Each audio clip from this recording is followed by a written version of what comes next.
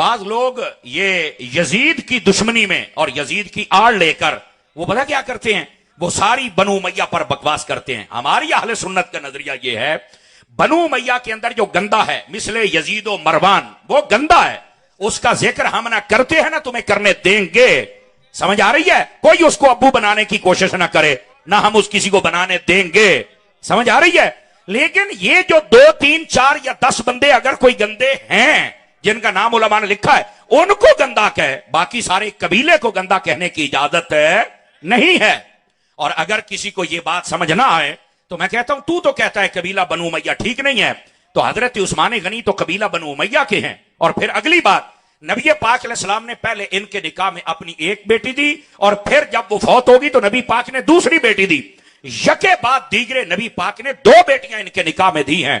तो मैंने कहा अगर ये कबीला ठीक नहीं था तो नबी के दामाद कैसे बन गए उस्मान गनी? कोई ये भी तो बताए ना। समझ आ रही है हजरात आपको? इस बात को आप समझने की कोशिश करें। और फिर यहीं पर यह बात भी सुन लीजिए, हजरत उस्मान गनी कोई आम हस्ती नहीं है, ये कबीला बनु उमैया के तो हैं। और मैंने आपको बता दिया अहले सुन्नत में जो इस कबीले के अच्छे लोग हैं उनकी तारीफ भी है, तौसीफ भी है, और जो बुरे लोग हैं उनकी कोई तारीफ नहीं है और ना कभी किसी अहले सुन्नत ने बयान की है। लेकिन सारे कबीले को गालियां देना ये अहले सुन्नत का और मुसलमान का शियार नहीं है। और इधर देखे मैं आपको एक मसला समझाऊं, अगर कोई कबीले में कोई बुरा बंदा है, गंदा बंदा है, जिसने नबी पाक की दुश्मनी की या सहाबा और अहले बैत की है, तो उसकी वजह से आप सारे कबीले को बुरा नहीं कह सकते। मैं ये समझा रहा हूं, अगर कोई नहीं माने तो मैंने कहा बताओ फिर अबू लहब किस कबीले का बंदा है? मैं सादा सवाल आपके ज़हनों पर छोड़ के जा रहा हूं, लेकिन इसका जवाब कंप्लीट करेंगे ताकि आपको समझ आए। तब्बत यदा अबी लहबिन व तब, कुरान मजीद में पूरी सूरत है कि इसके हाथ टूट जाएं, यह पक्का जहन्नमी है। बताओ ये किस कबीले का है? बताओ ना, ये खानदान कुरैश का है या नहीं है? इसके बच्चों ने नबी पाक सल्लल्लाहु अलैहि वसल्लम के साथ क्या सलूक किया है? इसकी जो बीवी उम्मे जमील थी उसने क्या सलूक किया है? तो अब क्या इन गंदे के लोगों की वजह से तुम सारे कबीला नबी पाक के खानदान को लताड़ोगे?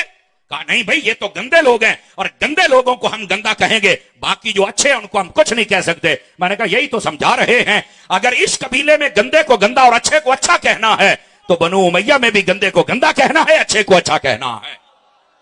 यह है असल मनहज अहले सुन्नत, और इसको समझे आप, मेहरबानी फरमाएं। और फिर आपको पता है कि हजरत उस्मान गनी रज़ी अल्लाह तआला अन्हु, अल्लाह रब्बुल इज्जत ने जो आपको नबी पाक के साथ कराबत अता फरमाई वो कैसी है? इधर देखें मेरी तरफ, मैं आपको समझाऊं। आपकी जो वालिदा है उनका नाम है अरवा, बाज उर्वा भी पढ़ते हैं, दोनों तरह ये लफ्ज पढ़ा गया है। इधर देखें मेरी तरफ, फ्रंट सीटों वाले मेरी तरफ देखें, थोड़ी महफिल में जगह दे देते हैं, कोई मसला नहीं है।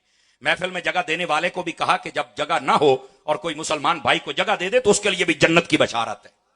हाँ, ऐमें लत्ता चौड़ियां नहीं करनी चाहिए, मोटे नहीं खोलने चाहिए, उस वक्त दिल को थोड़ा सा खोल देना चाहिए। मैं आपको सही कह रहा हूं। अब इधर देखिए आप मेरी तरफ, मैं जो बात आपकी खिदमत में अर्ज कर रहा हूं, हजरत उस्मान गनी की वालदा का नाम है अरबा और बाज इसको उर्वा भी पढ़ते हैं, मैंने दोनों तरफ पढ़ दिया है। आपको पता है हजरत उस्मान गनी की जो नानी थी उनका नाम हकीम उम्मुल बैदा था। ये जो हजरत उम्मुल बैदा हैं, ये कौन है? इधर देखें, आपको सुन के लुत्फ आएगा। अगरचे गर्मी बहुत है, वक्त बहुत हो गया, घड़ियों पर 12 बजने वाले हैं, पर मुंह पर नहीं बजेंगे। ये बात सुनने के बाद आप फ्रेश हो जाएंगे। हजरत उस्मान गनी की जो नानी है ये नबी पाक अलैहिस्सलाम की सक्की फुफ्फी है। मैं क्या कह रहा हूं बेटा, जरा मोबाइल से निकल, बात से सेट करी मेरा पुत्र, ये बिच पा इन्हें तेन तकरीर को नहीं सुनन देनी, सटेई ते पहाड़ बन के ना बहो, को थोड़ा जा मेहरबानी करो। इधर देखो मेरे हाल, इधर देखे मैं जो कह रहा हूं, आपकी जो नानी है वो नबी पाक अलैहिस्सलाम की सक्की फुफ्फी है, हकीम उम्मुल बैदा। और ये बात सुन के आपने सुभान अल्लाह तो कहो। अब इससे अगली बात सुन के आप नहीं रह पाएंगे सुभान अल्लाह से। और ये पता कैसी सक्की फुफ्फी है? नबी पाक के वालिद हजरत सैयदना अब्दुल्ला, ये जो नबी पाक के वालिद हैं ये, और हजरत उस्मान गनी की जो नानी है ये सक्के भाई है और जुड़वे पैदा हुए थे। समझ आ रही है मेरी बात की? ये जुड़वे पैदा हुए थे, ये सगे बहन भाई हैं। यानी इससे करीबी रिश्ता नबी पाक का हजरत उस्मान गनी से और उस्मान गनी का नबी पाक से क्या हो सकता है? हमें यह बात समझनी चाहिए कि ये नबी पाक सल्लल्लाहु अलैहि वसल्लम के साथ इतना करीबी ताल्लुक रखते हैं। और चौथे नंबर पर हजरत उस्मान गनी ने कलमा पढ़ा था, चौथे नंबर पर, यह याद रख लीजिए।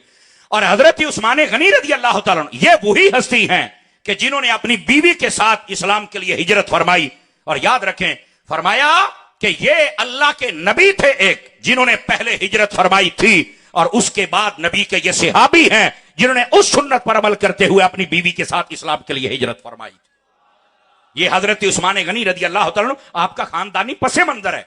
आप नबी पाक अलैहिस्सलाम के कबीले के साथ ताल्लुक रखते हैं। ये जो शाखें होती है ना, ये बनु हाशिम है, ये कुरैश है और ये बनु उमैया है, ये सारे चश्मे वहां से निकले हैं। बहरहाल बाद में कोई गंदा हो गया तो उसका क्या है, गंदे को गंदा कहो। अब उस गंदे की वजह से दो मसले हैं, ना कबीले को गंदा कह सकते हो, ना उसके मां बाप को गंदा कह सकते हो, जब तक कोई दलील शरी ना हो।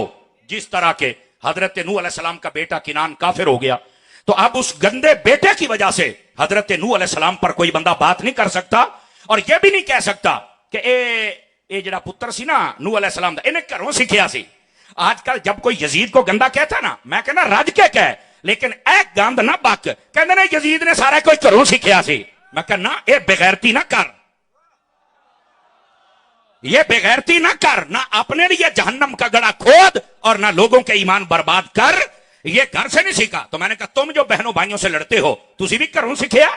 जिन्ने डाकू बन दे घरों सीखिया जे, जिन्ने सिगटा पींदे हो नशई बन दे घरों सीखिया जे। बस औकात तुम्हारे बाप को पता भी नहीं होता, और तुम्हारे में से कई बंदे डाकू बने हुए होते हैं। ओदा प्यो शरीफ और नमाजी बंदा होता है, और पुत्र ओदा जनाब उचक्का बदमाश और लुच्चा बंदा होता है। तो अगर बेटा बिगड़ गया तो बाप का क्या कसूर है? यही हम कहते हैं, अगर नूह अलैहिस्सलाम का बेटा बिगड़ गया तो फिर बाप का कसूर नहीं है। इसी तरह अगर यजीद बिगड़ गया तो अमीर मुआविया का कसूर नहीं है। ये बकवास करके बिल्कुल सिहाबी जज़ाकल्लाह सिहाबी रसूल हजरत अमीर मुआविया की तौहीन न की जाए। यजीद को जितना बुरा कहना है कहो, पर इसका यह मतलब है कि तुम सहाबा को पढ़ जाओगे तो फिर मुझे बाबा जी खादिम हुसैन रिजवी यहां याद आते हैं ना, जो ये कहा करते थे दर दर मालकन ही पै गए हो। इस वास्ते हमें बात समझनी होगी, और यही बात फकीर आपको समझा रहा है।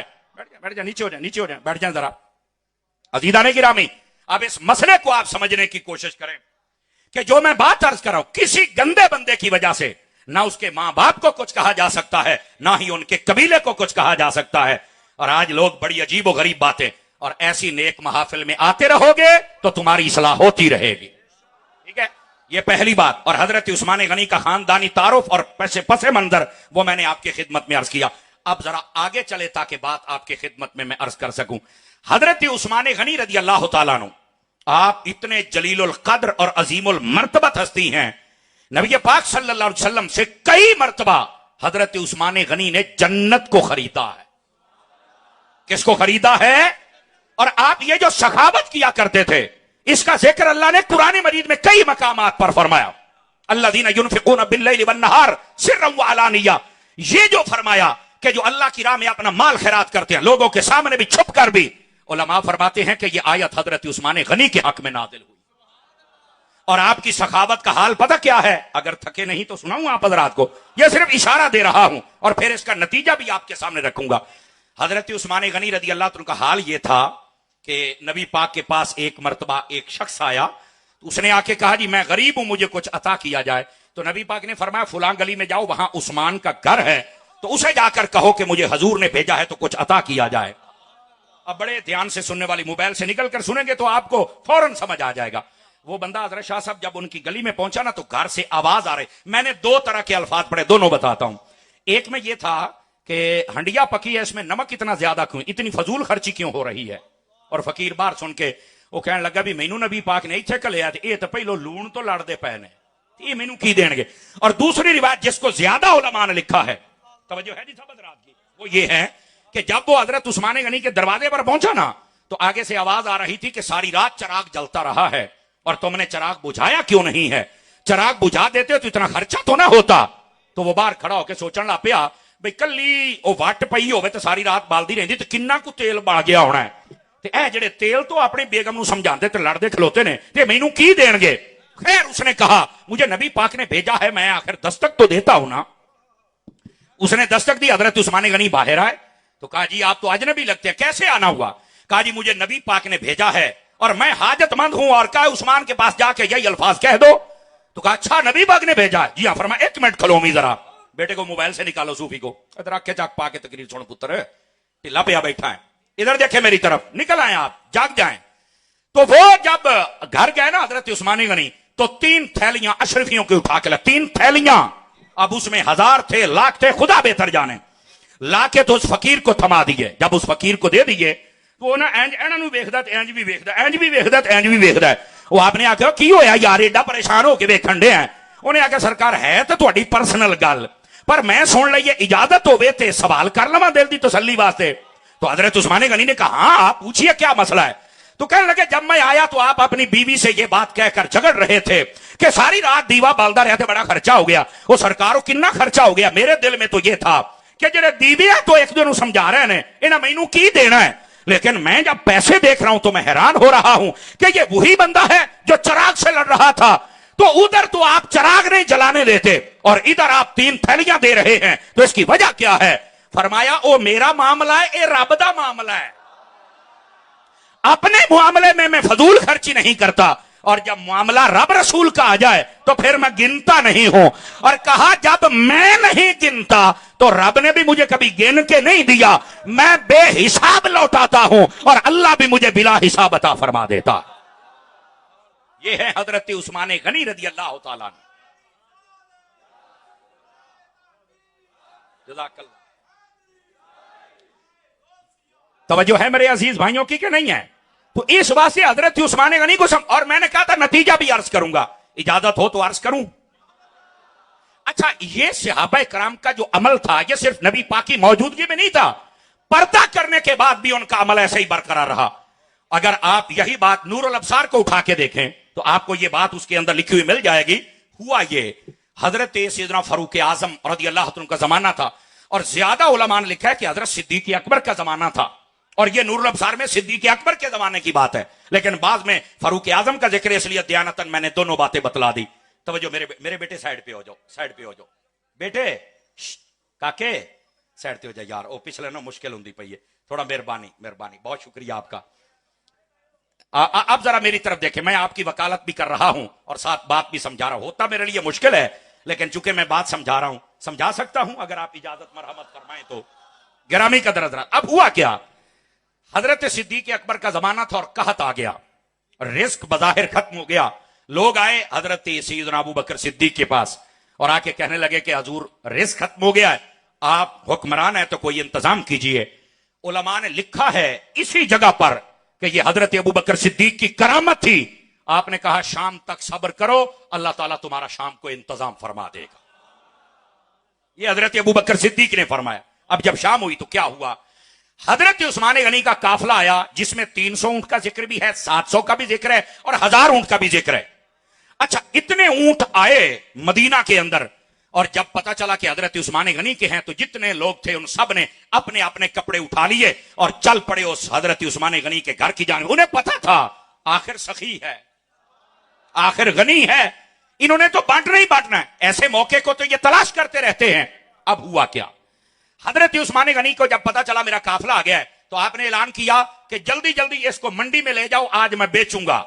तो कई गरीब और फकीर वहीं पर परेशान होके ना, जैसे मायूस होके घरों को लौटते हैं, लौट गए कि यार आज ते मौका सी खैरात करन दा, ते आज उस्मान गनी ने साढ़े नाल केड़ी कीती है।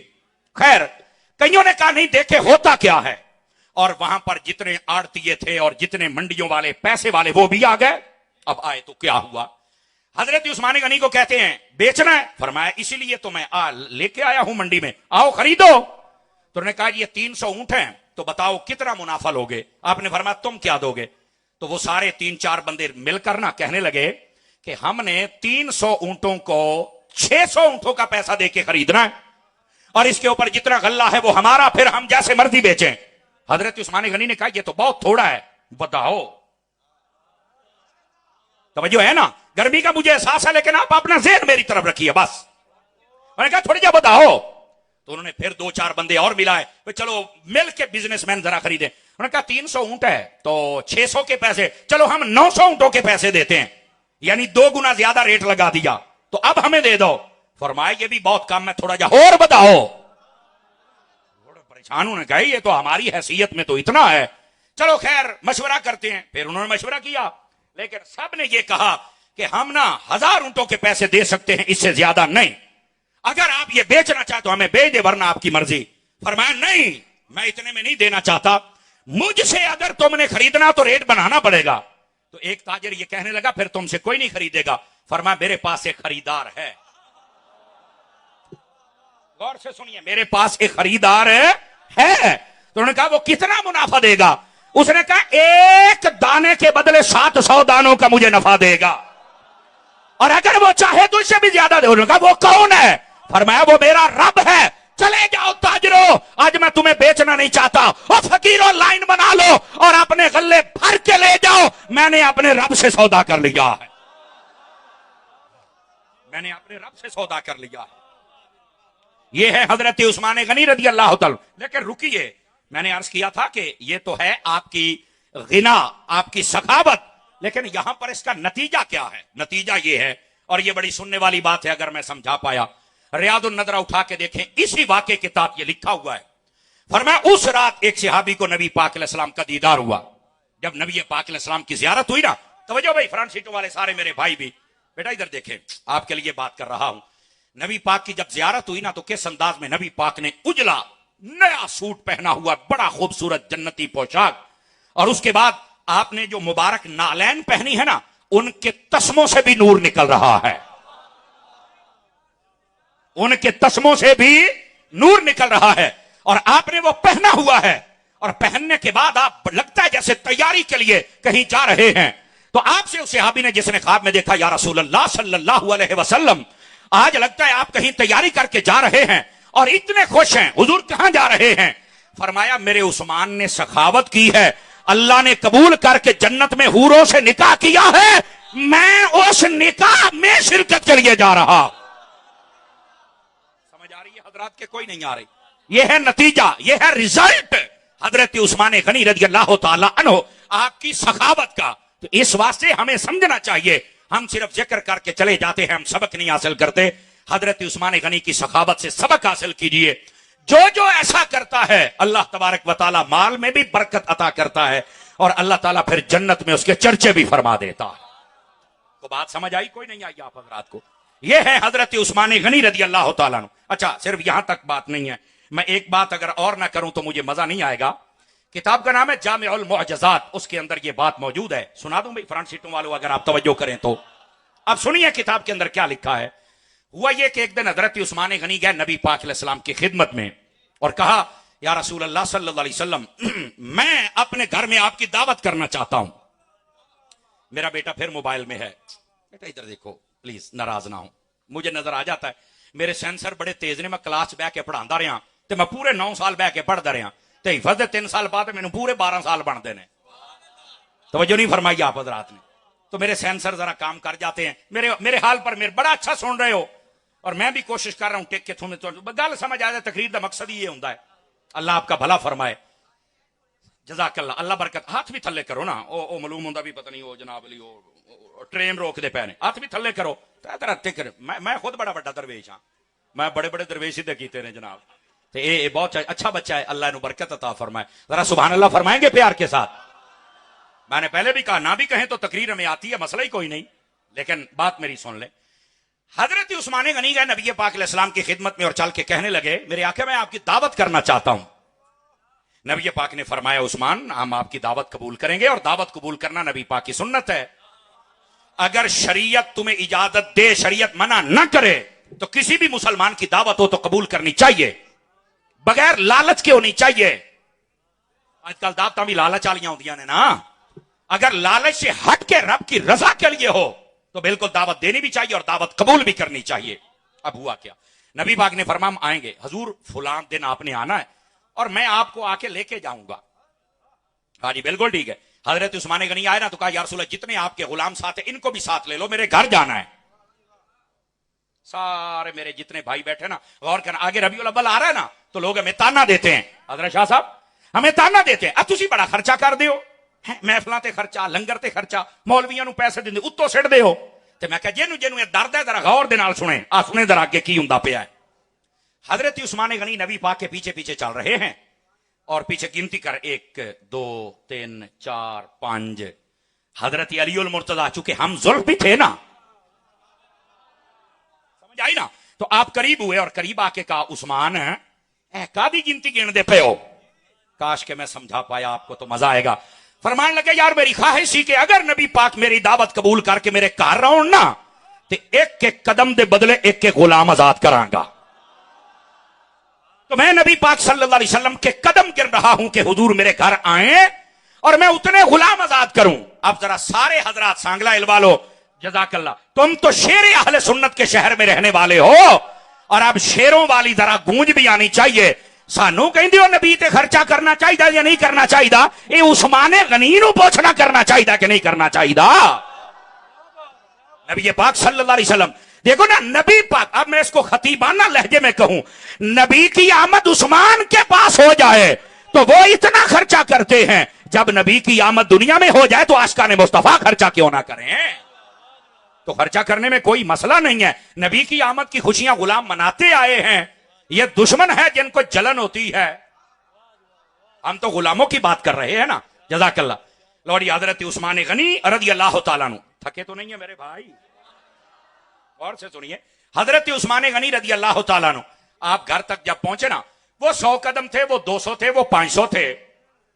आपने कदम गिने, हजरत उस्मान गनी वहां पर पहुंचे, खाना पेश किया, नबी पाक बैठे रहे, तनावुल फरमाया, चले गए। हजरत मौला मुर्तजा शेर खुदा, आपने बात तो सुन ली सारी, लेकिन ना दिल में एक बात बैठ गई कि या अल्लाह तेरी वंड है भी उस्माने गनी नू माल दिता ही ते आज नबी दे एडे चा पिया करदा है, ते जे तू सानू दिंदा ते आज मैं भी चा करदा। एदा मतलब है कि कोई महफिल करे जे तुहानू वेख के होर कोई करे ना ते खुश होया करो, ये शौक पैदा हो जाता है। समझ आ रही मेरी बात की? अब हुआ क्या, हजरत मौला अली पाक ना इसी कश्मकश में घर पहुंचे। अगर ये भी जुमले का मैं मतलब आप तक पहुंचा पाया तो आपकी सुभान अल्लाह स्टेज तक आ जाएगी। आप जब घर पहुंचे ना तो आपका चेहरा थोड़ा सा जैसे सवालात आपके चेहरे पर हैं, और घर वाली चंगी होवे ना तो सारे मसले हल हो जाते हैं, पर जिसकी घर वाली मलका ततहीर हो, जिसकी घर वाली मलका जन्नत हो, सैयदतु निसाइल आलमीन हो, इस कायनात में सबसे बेहतरीन खातून हो, जिनका नाम हजरत सैयदा बुतूल ज़हरा रज़ी अल्लाह तआला अन्हा हो। आपने जब देखा तो हजरत अली और मुर्तजा के पास आई और आके कहने लगी, मेरे सरताज, मैं देख रही हूं कि आज आप कोई सोच रहे हैं, मुझे बतलाएंगे आप क्या सोच रहे हैं? काश के आप बात समझ पाए। मुझे नहीं पता कि आप किस मतलब जहन के लोग हैं, लेकिन मुझे यह पता है कि आप शेर अहले सुन्नत के शहर के लोग हैं। बात आप समझेंगे जरूर, और बात सुनिएगा जरा। आपने कहा क्या सोच रहे हैं? मैं कुछ देख रही हूं। तो सैयदना मौला अली पाक ने भी दूसरी बात नहीं की। फरमाया, फातिमा, बात यह है, आज उस्मान गनी ने दावत की है नबी पाक की, और एक एक कदम के बदले गुलाम आजाद किया है। बस मेरे दिल में ख्याल आ गया, मेरे पास माल होता दुनिया का तो मैं भी आपके बाबा जान को बुलाता, नबी आते, हम भी गुलाम आजाद करते। ऐ जेड़े चा उस्मान पे पूरे करदा है, हम भी कर लेते। हजरत सैयदा पे सदके जाऊं और करोड़ों मर्तबा सदके जाऊं। फरमाया, अली ऐसे ही उठिए, आप मेरे बाबा को दावत का कह के आइए। कदम गिरना तो अड्डे काम में, गुलाम आजाद कराना मेरा काम है। तवज्जो है कि कोई नहीं आप सब हजरात की? अच्छा सुनिए जरा, मजे की बात यह है, हजरत शाह साहब अल्लाह आपको बरकत दे, मजे की बात यह है, हजरत मौला अली पाक ने भी ये नहीं कहा कमा के तो मैं लाता हूं, बजाहिर तो मेरे पास इतना पैसा नहीं है और कोई कहीं से आने वाला भी नहीं है, तो हम ऐसे गुलाम कैसे आजाद करेंगे? जुमले का लुत्फ लीजिएगा। उन्हें पता था अगरचे हमारे पास बजाहिर कुछ नहीं, लेकिन ये वो है जिनके बच्चे भी जन्नत के सरदार हैं। समझ आ रही है मेरी बात की? तो कहा ठीक है मैं कह आता हूं। हजरत उस्मान गनी उठे और सीधा नबी पाक की खिदमत में, या रसूल अल्लाह सल्लल्लाहु अलैहि वसल्लम, मैं भी अपने घर में दावत करना चाहता हूं। जो है हजरात की, मैं भी दावत करना चाहता हूं। कहा, ए अली, हम तेरे घर भी आएंगे। तवज्जो तवज्जो में बेटे, इधर थले हाथ कर, मेरी बात सुने आप। नबी पाक सल्लल्लाहु अलैहि वसल्लम आपने फरमाया, हम तेरे घर भी, या रसूला फुलां दिन आना है, फुलां दिन ते मैं लेके जावांगा,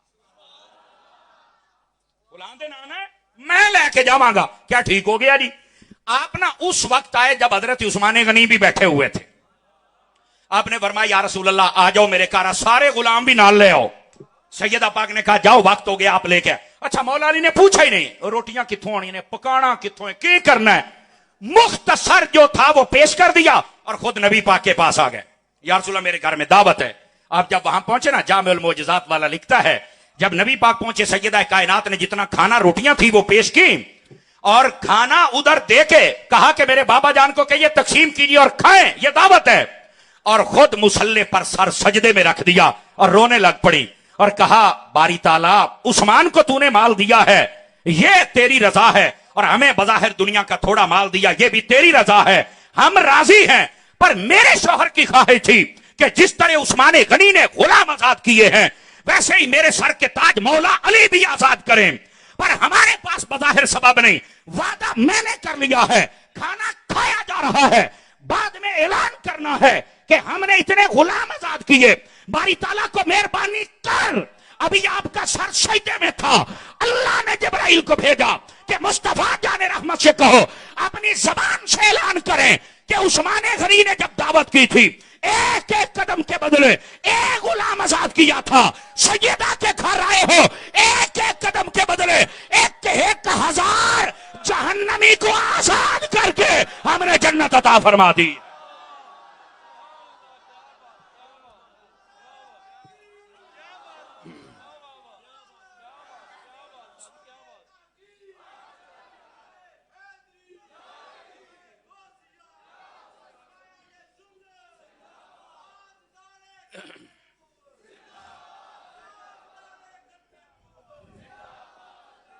बात समझ आई है हजरात कि आपको कोई नहीं आई है? फरमाया उधर एक एक गुलाम आजाद हुआ एक एक कदम पर, और दुनिया का गुलाम था जिसको आजाद किया, यह भी बहुत बड़ी सआदत है, यकीन फरमाइए।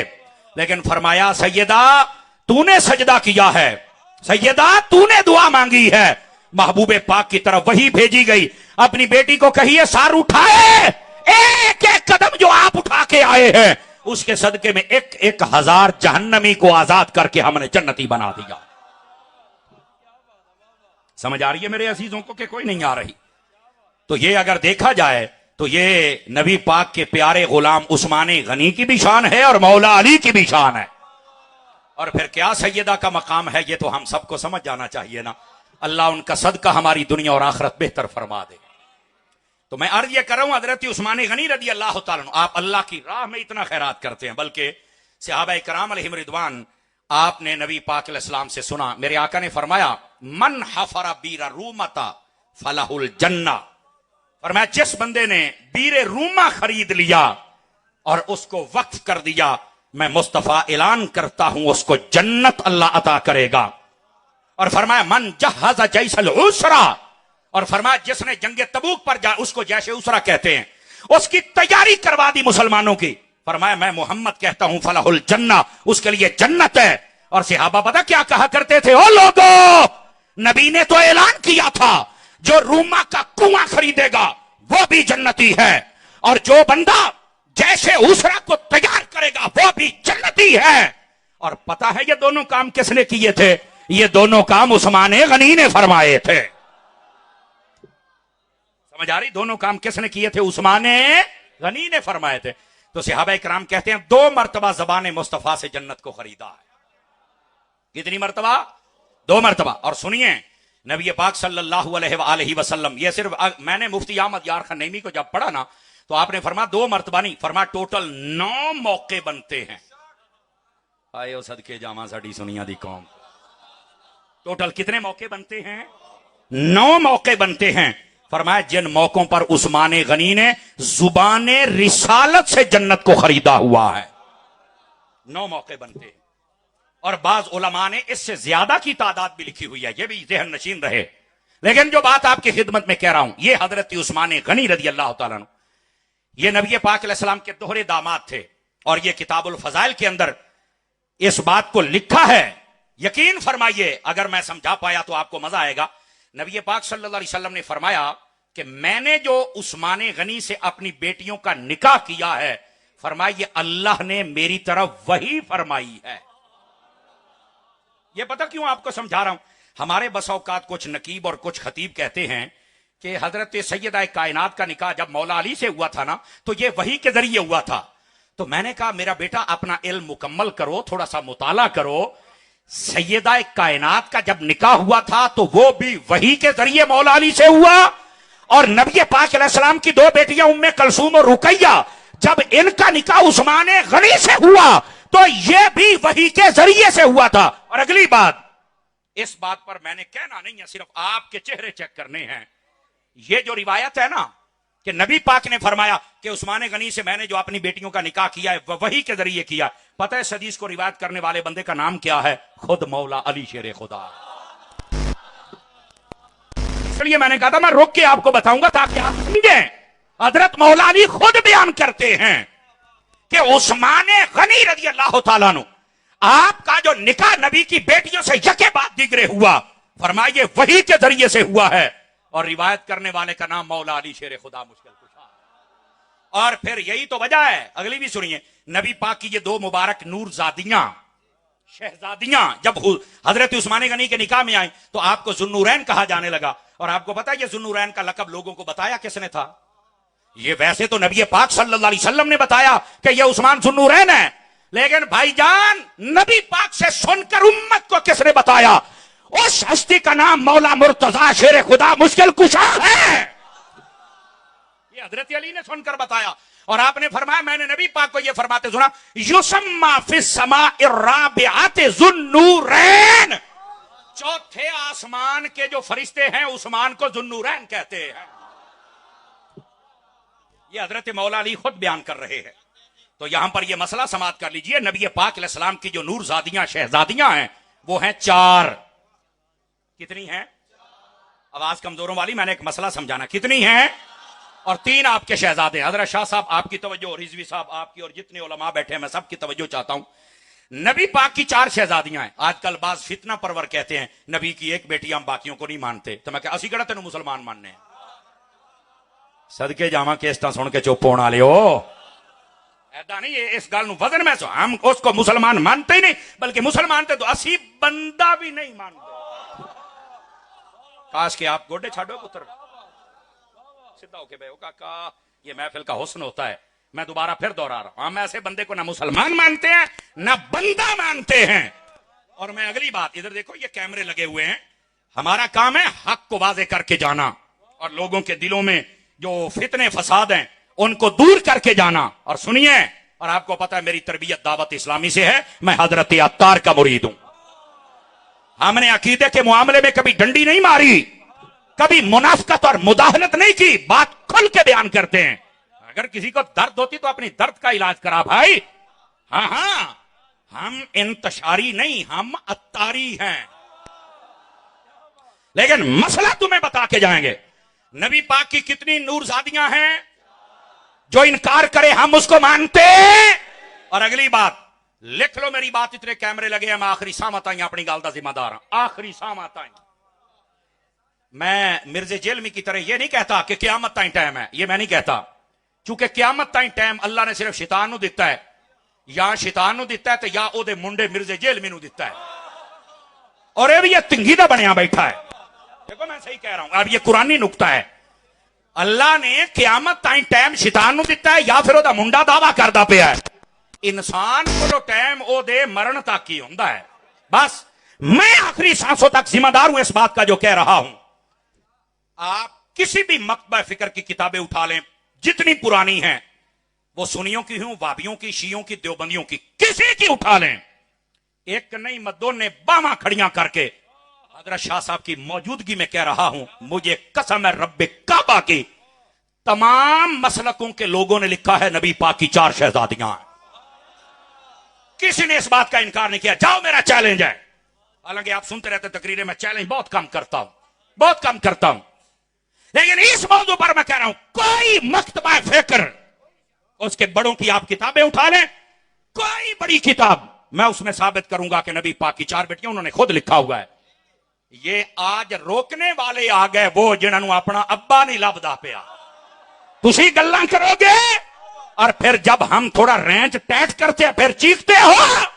तेरियां चीकां ही रान ताई जान गियां पुत्र। और सुनो, यहां पर मैं एक बात और भी बता दूं, हिम्मत और हौसले वाला बंदा मेरी बात को सुने। आज तो वैसे ही गर्मी देख के मैं बड़ा हाथ हौला रखे है, लेकिन अकीदा बताना मेरी जिम्मेदारी है। अब ये सुनिए, कुरान मजीद में सुनो, कुरान मजीद बुरहान रशीद में अल्लाह ने फरमाया, ओए इधर देखो भाई, इधर देखो, कुरान मजीद में अल्लाह रब्बुल इज्जत ने फरमाया, बेटियों का जब पता चले तो काफिर सड़ जाता है। बेटियों का मुनकर हमेशा काफिर होता है, पता है आपको इस बात का? तुसी कहोगे कुरान दे विच है, मैं क्या हाँ कुरान दे विच है। आओ मैं कुरान की आयत पढ़ता हूं। अल्लाह फरमाता है, व इज़ा बुशिरा अहदुहुम बिल उनसा ज़ल्ल वजहहु मुस्वद्दन व हुवा कज़ीम। इसका तर्जुमा सुनो। फरमाया जब काफिरों को पता चलता था कि अल्लाह ने बेटी दी है तो फरमाया उन्हां दा मुंह काला हो जांदा सी। अगर ये तर्जमा ना मैं जिम्मेदार हां, अल्लाह तो भी सदके जावां ते लखां वारी ओदे कलाम तो सदके जावां, धीआं दे मुनकर नूं काला आखिया है ते मैं कह जरा अपनियां धीआं दा मुनकर होवे जे ओ काला है ते जरा नबी दियां धीआं दा मुनकर है। गैरत वाला बंदा सुभान अल्लाह बोले, दुआ मुंह थल्ले करके बबे थोड़ा रहा। हाँ बात समझ आ रही है? ये नबी और बेटियों का मुनकर उसका मुंह काला होता है। कुरान मजीद बुरहान रशीद ने बयान किया है। मैं अपनी बात नहीं कर रहा, मैं क्या पुत्र हूं, हौसला कर, कुरान तो सुन। आयो सदके जामा ओ काका, कुरान तो सुन। और यहां पर मैं एक और बात बताऊं, इमरान खान से बड़े परचे जे, वैसे तो उन्होंने बाबे खादिम दियां बददुआवां लै गईयां, बड़ा बदमाश और फिरौन बनता था। मैं इंज कर दियांगा, मैं इंज कर दियांगा, मैं इंज कर दियांगा, कई मैं धरना नहीं देन दियांगा, मैं तुहानू जलूस नहीं कढण दियांगा। 5 साल हो गए साइयां ने उत्थे तुनिया है ना।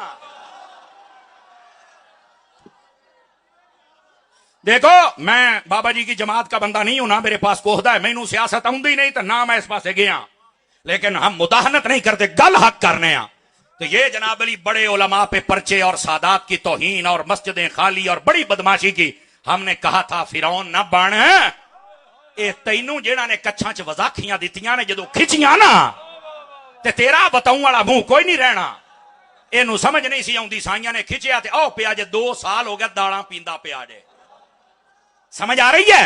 मैनू अगली गल दा नहीं पता, मैनू अगली गल दा नहीं, मैं इन्ना जानना पुत्र जो मस्जिदों की तौहीन तुमने की है, उलमा की किया, पुत्र तेनू भुगतना पैना है। तो आज भी तौबा कर ले, हो सकदा असी तेरे नाल खड़े हो जाइए, पर तौबा नहीं करेगा तो इंशाअल्लाह बाबा साडा व्हील चेयर ते बैठा भी खलोतियां नूं डरा लैंदा सी ते तू खलोता भी सी ते साइयां ने चुक के तेनू अंदर कर छड़िया है। लेकिन ये मैं बात बता दूं, सुन लो हुक्मरानो, कभी दीन के रास्ते में रुकावट न बनना। बड़े जदीद से सबक हासिल करो। ये रब ने ओनू नहीं जींदा छड़िया, तुसी ते बच्चे लगदे हो। तुम्हारी औकात क्या है? इस इमरान खान की गर्दन में बड़ा सरिया था, आज भी तौबा कर ले, हो सकता है हम भी उसके लिए दुआ कर दे, लेकिन इसको शर्म करनी चाहिए। एदे उत्ते बड़े परचे जी, एक परचा ए भी है, तवज्जो मेरे हल करे, एक परचा ए भी है भी एदी को धी है ते ओनू मनदा नहीं पिया, ये परचा बकायदा एदे उत्ते। और एदे उत्ते भी ये ना हल होया जे, पता नहीं तुहानू पता है कि नहीं, उन्होंने अदालत साडी नहीं आखिया है, तवज्जो मेरे हल ते मैं तुहानू चेक करना, बोलोगे तो अगे तकरीर करांगा नहीं तो छड़ देंगा। अदालत साडी ने आखिया है भी एदू हुक्मरान नहीं बनाना, क्यों? कहंदे ए धी दा मुनकर है ते जेड़ा धी दा मुनकर होवे ना अहल हुंदा है। मेरे जुमले दा मुल पा, ओ जेड़ा अपनी धी दा मुनकर होवे अगर वो ना अहल है ते जेड़ा मुहम्मद दियां धीआं दा मुनकर है सल्लल्लाहु अलैहि व आलिहि वसल्लम, दसो फिर वो किवें अहल हो सकता है? इस वास्ते नबी पाक अलैहिस्सलाम की कितनी नूरजादियां हैं? सारे बोलो कितनी हैं? 4 नबी पाक की नूरजादियां। कोई माई कलाल इसका इनकार नहीं कर सकता, ये बात याद रख लीजिए। अपने पराए सब ने लिखा है, फितना परवर जिन्होंने अपना अब्बा नहीं लभदा वो आज का रौला पाउंदे जे, एक ही हम बाकियों को नहीं मानते। ओ जा परा, तेनू को बंदा ही नहीं मानदा, साइड ते हट रहा वेला कर, खच दी खच ना होवे तां फिर कहंदे ने तारी साहब सीधे हो जाते हैं। इतनी गैरत ना दिखाएं तो लोग हमसे प्यार कैसे करें? इसी वजह हम आपको अल्लाह दी कसम सीधी गल तुहानू दस के जाने हैं, लेकिन बात कहीं दूर न चली जाए। 2 बेटियां नबी पाक अलैहिस्सलाम की यके बाद दीगरे हजरत उस्मान गनी के निकाह में आई, तवज्जो है। 2 बेटियां हजरत उस्मान गनी के निकाह में आई, जिसकी वजह से आपको जुन्नूरैन कहा जाता है। वैसे तो सांगला हिल में जो अल्लामा प्रोफेसर इमामुल मुनाजरीन सईद अहमद असद साहब ने मुनाजरा किया था, ओ नहीं बाद मजहबां नूं डबो के रख छड़िया सी, लेकिन अजय भी कई गंदे आंडे हैगे ने। तो मैं पूछना चाहना, तुम जो कहते हो नबी को नूरी बशर नहीं कहना चाहिए, नबी सिर्फ बशर है, वो नूर नहीं है। तो मैं कहा जे दियां तियां नूर ने, उन्हां तियां दा बाप नूर क्यों नहीं है? जरा बताओ तो सही ना, कुछ तो खुदा का खौफ करो ना। इन मसलों को समझने की कोशिश करो। केड़े मौलवियां दे पिछे लग गए जिन्होंने आज तक कमलियां नूं समझ नहीं आई कि नबी पाक सल्लल्लाहु अलैहि वसल्लम आपकी जब बेटियां नूर हैं तो नबी खुद नूर क्यों नहीं है? और इधर देखें तो आज ये मसला भी जरा चलते चलते हल कर दूं आप हजरात का। इधर फ्रंट सीटों वाले देखें मेरी तरफ, इधर देख ले। हमारा अकीदा यह है, मेरे नबी बशर भी हैं और नूर भी हैं। मैं क्या कह रहा हूं? मेरे नबी बशर भी हैं और ये याद रख लें, आपको अल्लाह रब्बुल इज्जत ने दो जिहाद और कामिल, और इस जुमले से तुहानू अद्धा मसला समझ आ जाना चाहिए है। बशर ऐसे हैं कि कायनात में आप जैसा बशर कोई नहीं, और नूर ऐसे हैं कि कायनात में आप जैसा नूर भी कोई नहीं। तवज्जो है जी, तवज्जो है। अच्छा, मैं आख्या सी दो सिफता और वो भी कामिल, वो भी। अब आ जाइए जरा अगली बात। मुफ्ती अहमद या हजरत शाह साहब मुफ्ती अहमद यार खनवी ने सवाल उठाया कि अल्लाह ने अपने नबी को दो शान कामिल क्यों अता फरमाई, यानी बशर भी कामिल और नूर भी कामिल, वजह क्या है? इधर देखें, फरमा वजह यह है, एंज मिसाल समझना आसी होंगी है।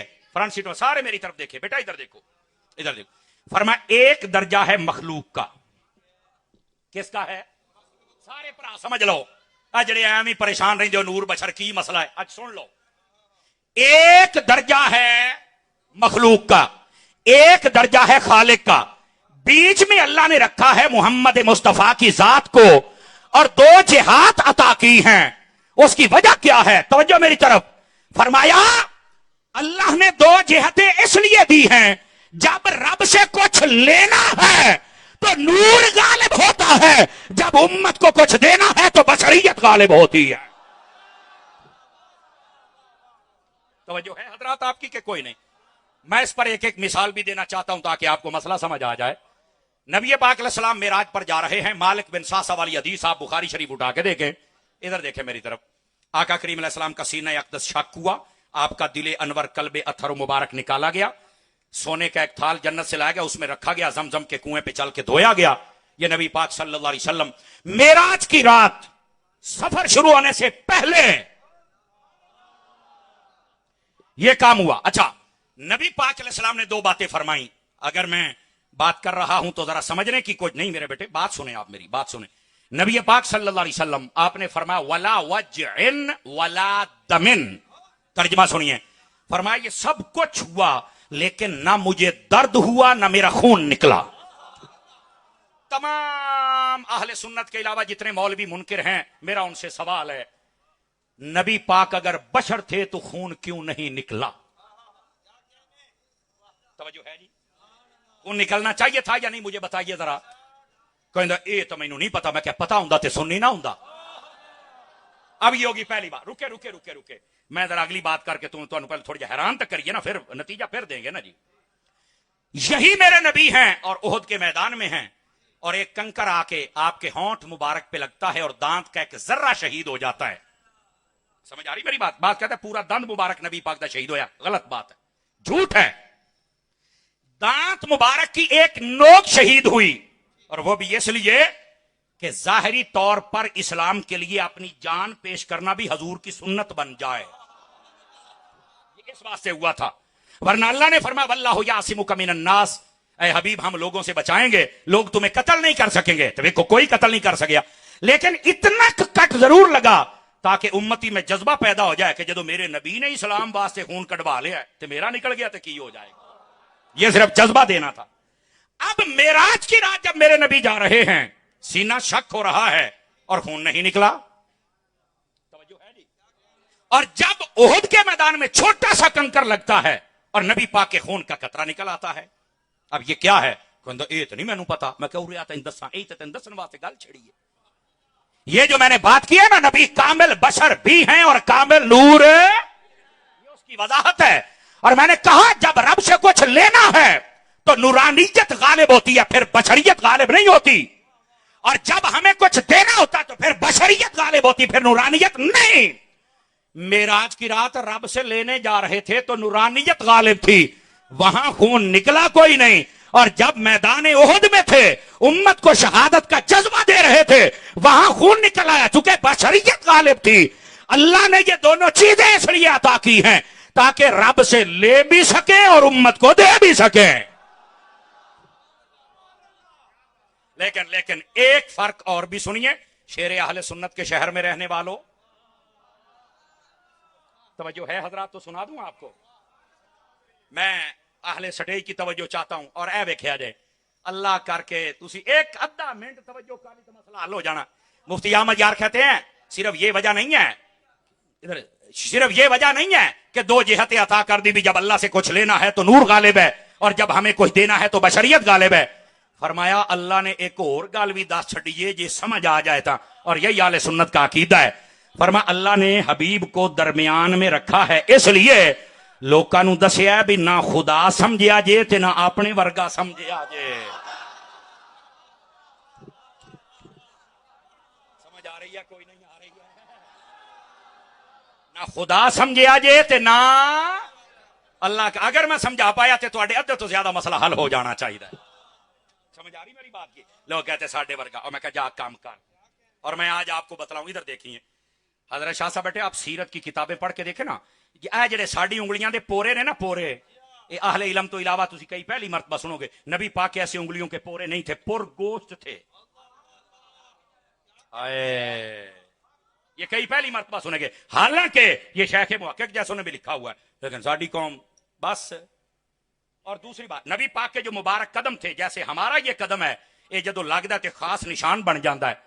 नबियों का जो कदम होता है वो पुरगोश्त होता है, ओदे पोरे ते उंज निशान नहीं बनते, सिर्फ उंगली दे निशान ते गोश्त पूरा।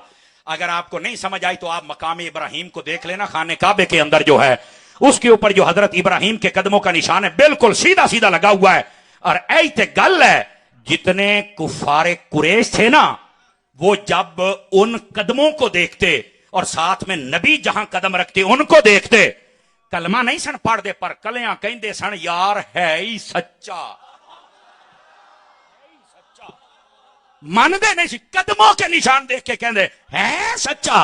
जो कहते क्यों, कहते सन जो कदमों के निशान इब्राहिम पाक के हैं वही मोहम्मद अरबी पाक के। समझ आ रही है? तो ये जो कहते हैं नबी दे हाथ साढ़े तरह तो साढ़े ओ परां दफा हो, तेरे हाथ नबी दे हाथ रलदा ही नहीं है, पागल दा पुत्र, तेरा हाथ नबी दा हाथ रलदा ही नहीं। ये पोरे थे नहीं तो मैं क्या फिर बकवास बंद कर रहे। नबी पाक के कदम नहीं मिलते थे, और जिनकी जाहिरी बनावट नहीं मिल सकती उनकी ताकत का अंदाजा तू कैसे कर सकता है? वो डूबा सूरज पलटा लेते हैं, ते तू घंटा घंटा बुआ खड़काउना, तेरा तो बुआ ही कोई नहीं खोलदा।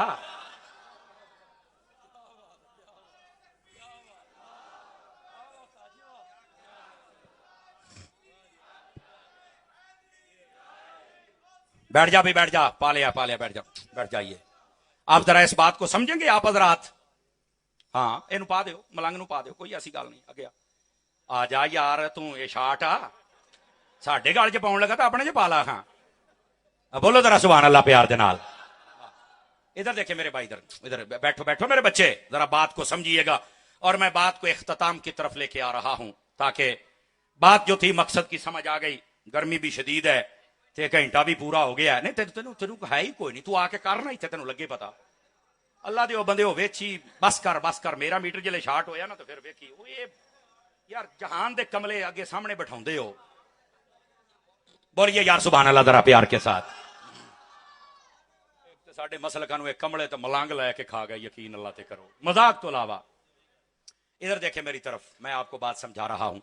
हजरत उस्मान गनी रदी अल्लाह तआला अन्हो, आपका जो कमाल और मकाम और मर्तबा है, इस बात को कौन समझेगा? नबी पाक सल्लल्लाहु अलैहि वसल्लम आपने एक एक बात इरशाद फरमाई हजरत उस्मान गनी के। भाई यहां तक आपने फरमाया, ए उस्मान एक वक्त आएगा अल्लाह तुम्हें खिलाफत की कमीज पहनाएगा, मुनाफिक छीनना चाहेंगे पर ना उतारना।